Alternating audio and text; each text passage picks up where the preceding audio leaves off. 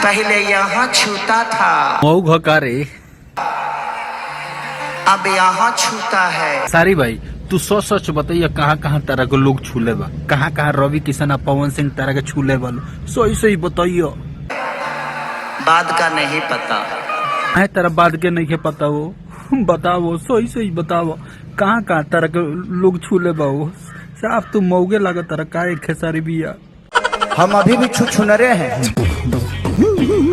खेसारी बिया तू छुछुनर नहीं लगा, तू महा छुछुंदर लगा तर, महा छुछुंदर लगा तर। ये खेसारी बिया तू, खेसारी बिया तू कितनो बड़का स्टार हो जाना तो हऊ वाला बतिया आज तक नहीं खा भूलाइल। एक खेसारी बिया बड़ा मजा आवेला तार हऊ वाला डांसवा देख के। हइये तो तार लौंडा डांसवा देख के तोरा पीछे पीछे सारा यूपी बिहार के लइको पगलाइल रहतर से। एक खेसारी बिया साफ ई जो तोहार लौंडा डांसवा न काफी मजा आवेला। एक खेसारी बिया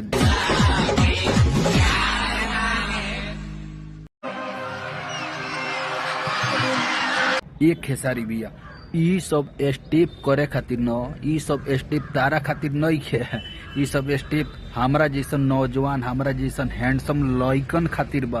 तो हमनी के बुला लियल कर ई सब स्टेप करे खातिर। पे दूरी बनाए रखे। एंग मौत धर न तो गिर जाई देहिया। देखिए पगला गल बिया का हो, नाच के लौंडा के पकड़ती अकवारी में मार मार मारे के। यही तोर गिर जाई, इतना भारी बारू तुम। एक बार और करें, कहते कि एक बार और करिए ना। हाँ तो रखे पागले ही कारी। रुक जाओ, प्रोग्राम खत्म होने दो, उसके बाद हम दोनों मिलेंगे कॉफी पे। हाँ ब्लैक कॉफी पियेंगे, उसमें स्टेमिना ज्यादा होता है। खेसारी बिया कबो कबो हमनियों को बुला लिहल करो यार कॉफी पिए खातिर। हमनी के कुछ कोइल ना जल जी, कहीं छुअल ना जल जी रवि किशन पवन सिंह लेखा, ठीक न। एक बुला के तो देखो बड़ा मजा आई। एक खेसारी